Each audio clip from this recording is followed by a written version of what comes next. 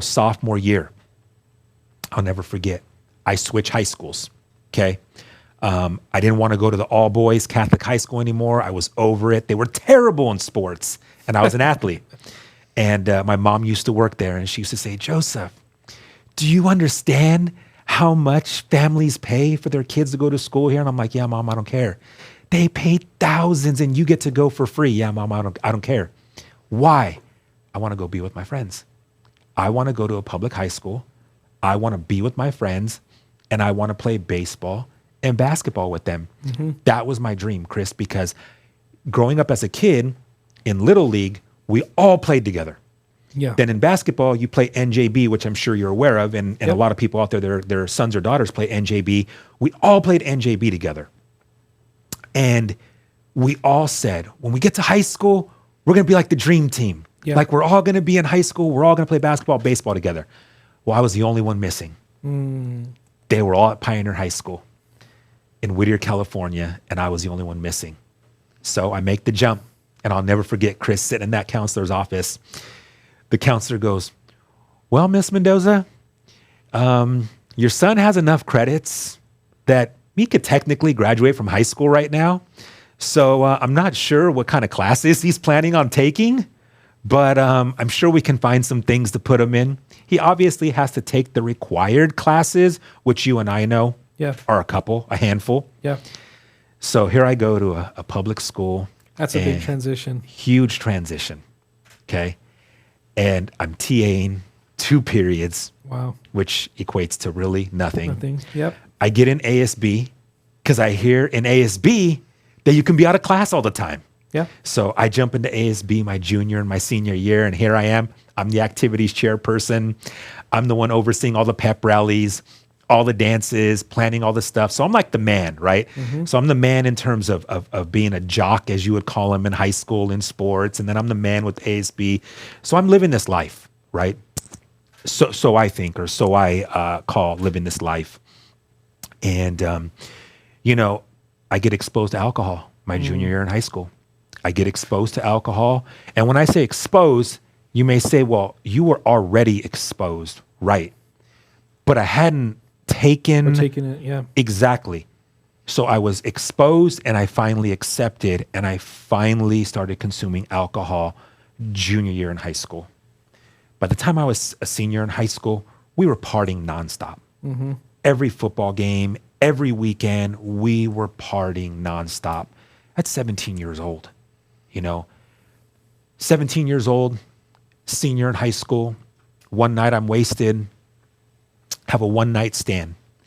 And so many people out there that know exactly what I'm about to share and have probably been through something similar. And those who haven't experienced it, I pray that somebody doesn't have to experience this, because this was like a life-altering situation where I have a one-night stand with this female, and she ends up pregnant.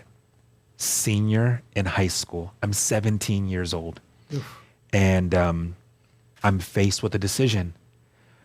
Do I go to college and play Division I baseball? Mm-hmm. Because I had multiple offers to play Division I baseball. I was phenomenal in baseball. I was a pitcher. And I said, you know what? I'm not going to go to college. I'm going to stay back, and I'm going to raise this child. And we end up having our firstborn, which his name is Jaden, amazing 25-year-old son. Couldn't ask for a more amazing child today, but he's birthed, and we're both 17 years old, Kris, and we're trying to navigate through life. I'm drinking nonstop. I'm partying. She's angry with me. The relationship doesn't work. And, we co-parent to the best you can co-parent at 17, 18, 19 years old, which, as a parent, there's no blue book to parenting. I mean, and at that point, you're making adult decisions before you're even truly an adult. Right. So by the grace of God, her mom and dad, my dad's sober now a couple years, and my mom, their marriage is great. Everything's back on track. By the grace of God, we had both sets of parents who really stepped in and assumed that mother-father role responsibility because we were so young. Right. We didn't know any better. Right. We were teenagers. We were young adults. We did not know any better. You know, I had to start working full time, 18 years old, right out of high school. Yeah. Second shift, Compton, California, 2 to 10 at night. Oh my goodness. I was working in a rough part of Compton. So here I am working full time because I got to provide. Yeah. Here she is working full time because we got to provide. So that's not an ideal situation for a young boy playing sports in high school, dreaming, thinking college, to now no college, and you're going to raise a child. Yeah. You talk about life altering, you talk about drastic, you could say any word, and that would be it. But looking back on it, Kris, I would never change or have altered that decision to go to college to play baseball over raising our son, because the relationship that I have with him today at 44 and 25 is absolutely amazing. When I look at the pictures from this past Christmas together with our families and I see how Jordan and Joel look up to him, Kris, it brings emotion to me, because that's still their big brother. Yeah. That's still Jaslyn and Jude's big brother. And they don't see him all the time, but I tell you, they look up to him. And I think what's powerful is that I think a lot of times we make decisions based upon what other people will think.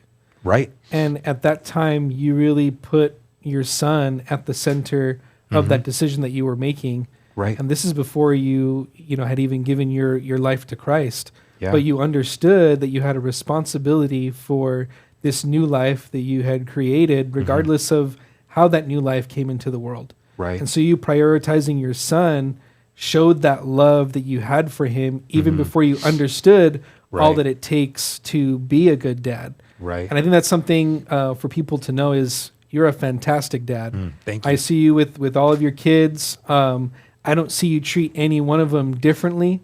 You show the same love to them, and to see how you father them and guide them and lead them is an amazing thing. So I think that's a powerful part of your testimony. And you know, the part that is very important is when I had to go break the news to my parents, right? Haven't even graduated. Senior in high school. We haven't even hit graduation ceremony. I had to go tell my mom and dad and break the news to them.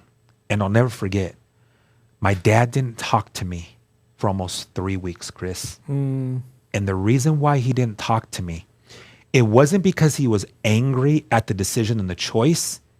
He saw his son's hopes and dreams of playing baseball out the window. Yeah. That's what he saw. Yeah. He didn't talk to me for 3 weeks. And it was the hardest 3 weeks of my life, because that was the same guy that my brother and I always wanted approval from. Yeah.